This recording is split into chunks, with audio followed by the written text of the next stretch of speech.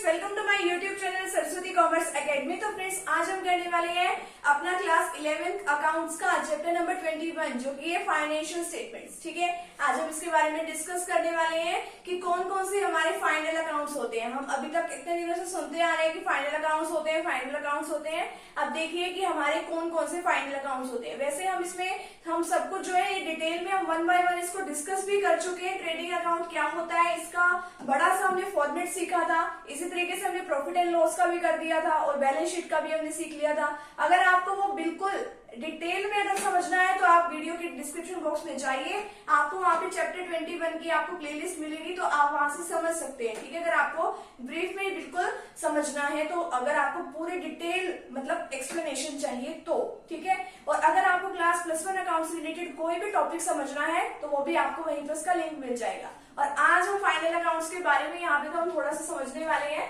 ठीक है, ऊपर ऊपर से कि क्या कुछ किसको बोलते हैं। ठीक है, फाइनल अकाउंट्स होते हैं, आपको पता है कि 3 अकाउंट्स हमारे सबसे मेन होते हैं, trading accounts, profit and loss account and balance sheet. Trading account हम किस लिए बनाते हैं, अब नोट कर लो। ट्रेडिंग अकाउंट हम बनाते हैं ग्रॉस प्रॉफिट और ग्रॉस लॉस जानने के लिए। ठीक है, नेट जो प्रॉफिट एंड लॉस अकाउंट है वो किस लिए बनाते हैं, नेट प्रॉफिट और नेट लॉस जानने के लिए। ठीक है, फाइनेंशियल मतलब पोजीशन जानने के लिए हम बैलेंस शीट बनाते हैं कि कितनी वैल्यू की हमारी असेट्स है, कितनी वैल्यू की हमारी लायबिलिटीज है, ये सब जानने के लिए हम बैलेंस शीट बनाते हैं। ठीक है, अब देखिए फटाफट से पहले trading and profit and loss account हम इसको इकट्ठा ही बनाते हैं, इसको कभी भी अलग नहीं बनाते। ठीक है, तो सबसे पहले हम स्टार्ट करते हैं to opening stock. Opening stock क्या होता है, जो बिल्कुल स्टार्टिंग में जो स्टॉक जो है हमें गिवन होता है। ठीक है, जो पिछले साल का लगा लो। ठीक है, हम नेक्स्ट ईयर में उसको कैरी फॉरवर्ड कर लेते हैं ना, नीचे ले आते हैं। ओपनिंग स्टॉक टू परचेज, अगर हम और भी कोई सामान खरीदते हैं तो वो इसके अंदर आ जाता है। ठीक है, लेस कर देते हैं इसमें से परचेज रिटर्न। ठीक है,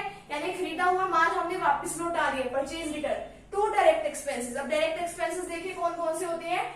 कोई भी मैन्युफैक्चर से रिलेटेड जो भी कोई एक्सपेंसेस होते हैं या कोई प्रोडक्शन से रिलेटेड कोई भी एक्सपेंसेस होते हैं वो इसके अंदर आ जाते हैं। ठीक है, टू डायरेक्ट एक्सपेंसेस। ठीक है, ये मैंने यहाँ पे छोटी छोटी वैल्यू लिखी है। ओपनिंग स्टॉक हमने लेट की है 200 का, परचेज हमने लेट की है 100 की। ठीक है, परचेज रिटर्न मान लो हमने 20 रुपीज का माल जो वापस कर दिया, कितने का रह गया 80 का। डायरेक्ट एक्सपेंसेस हमने कर दिए 20 की। ठीक है, अब क्रेडिट साइड पे हमेशा आप याद रखना, trading and profit and loss account के हमेशा 2 चीजें आती है। क्या क्या, एक तो सेल्स और एक आता है हमारा क्लोजिंग स्टॉक। जितनी भी आपने सेल्स करी है, मान लो आपने 310 की आपने सेल करी है। ठीक है, और लेस कर दो इसमें से सेल्स रिटर्न कितने की करी है 10 रुपीज की, तो कितने की होगी 300 की।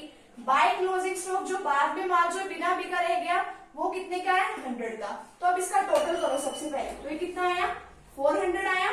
ठीक है, यहाँ से टोटल हमने किया, जो इसका टोटल था वो यहाँ पे कम रह रहा था। ठीक है, यहाँ पे देखो इसका टोटल 200। ठीक है, फिर यहाँ पे फिर से 100। ठीक है, तो मतलब कि यहाँ का जो डेबिट साइड का टोटल है वो है हमारा 300 का। ठीक है, बट हमारा क्रेडिट साइड का टोटल कितने का है, वो है हमारा 400 का। जब अगर हमारा क्रेडिट साइड का टोटल जो है डेबिट साइड के टोटल से ज्यादा आ जाता है तो हम वो क्या लिखते हैं, उसका डिफरेंस होता है हमारा ग्रॉस प्रॉफिट। तो 400 में से हम 300 को लेस करेंगे तो कितना आ जाएगा 100। तो अगर ये वाला बैलेंस आता है तो हमारा इस साइड डेबिट बैलेंस आता है तो ग्रॉस प्रॉफिट होता है, और अगर इस साइड बैलेंस आ जाता है तो हमारा होता ग्रॉस लॉस। ठीक है, तो अब समझिए जो भी अगर ग्रॉस प्रॉफिट आता है तो ये यहाँ पर ग्रॉस प्रॉफिट आने पे हमारा क्वेश्चन जो है ट्रेडिंग तक का तो खत्म। ठीक है, फिर थोड़ा सा स्पेस देने के बाद हम क्वेश्चन फिर से स्टार्ट करते हैं, फिर हमारा बनता है P&L अकाउंट। ठीक है, अब जो ये ग्रॉस प्रॉफिट आता है वो हम लिखते हैं यहाँ पे इसकी क्रेडिट साइड में, बाय ग्रॉस प्रॉफिट कितने का है 100 का। ठीक है, अगर ग्रॉस लॉस हो जाता है ना यहाँ पे तो हम लिखते हैं इसके डेबिट साइड में। ठीक है, अब देखो क्योंकि हम इसके डेबिट साइड में लिखते हैं सारे के सारे खर्चे और क्रेडिट साइड में लिखते हैं सारी की सारी इनकम्स। ठीक है, जो इनडायरेक्ट एक्सपेंसेस होते हैं वो लिखते हैं यहाँ पे, तो डायरेक्ट एक्सपेंसेस, यहाँ पे इनडायरेक्ट एक्सपेंसेस। अगर आपको बिल्कुल अच्छे डिटेल में समझना है तो आप दूसरी वीडियोस देख लीजिए, आपको वहां पे अच्छे से समझ में आ जाएगा। ठीक है, तो इनडायरेक्ट एक्सपेंसेस ये तो आपको सिर्फ याद रखने के लिए ही है।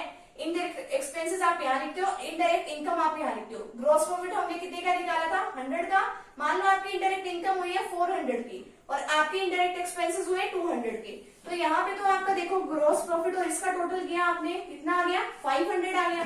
ठीक है, और इसी तरीके से जो आपके खर्चे हैं वो तो कम है। ठीक है, वो है ओनली 200 के, तो अब 500 में से 200 को लेस करो, अगर फिर से डेबिट साइड का टोटल कम आता है तो वो होता है हमारा नेट प्रॉफिट। ठीक है, वो कितने का आ गया 300 का। तो ये trading and profit and loss account खत्म। ट्रेडिंग अकाउंट से हमने ग्रॉस प्रॉफिट निकाल लिया, और प्रॉफिट एंड लॉस अकाउंट से हमने नेट प्रॉफिट निकाली है। अब आते हैं हमारे पास बैलेंस शीट। बैलेंस शीट में आपको पता है लायबिलिटीज और असेट्स आती है हमारी मेन, ठीक है। यहाँ पे हम सबसे पहले लिखते हैं करंट लायबिलिटीज, ठीक है, जिसको हमें विद इन 1 ईयर पेमेंट करनी है।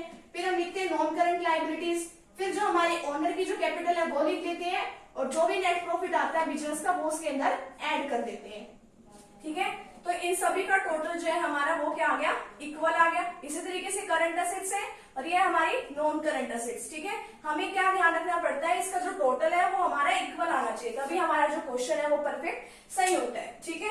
तो ये है हमारा छोटा सा आज का टॉपिक, ट्रेडिंग अकाउंट क्या होता है, P&L अकाउंट क्या होता है, बैलेंस शीट क्या होती है, ठीक है। तो आज का टॉपिक जो है हमारा यहीं पे कंप्लीट होता है। तो मिलते हैं फ्रेंड्स नेक्स्ट टॉपिक के साथ, नेक्स्ट वीडियो के साथ। Thank you very much.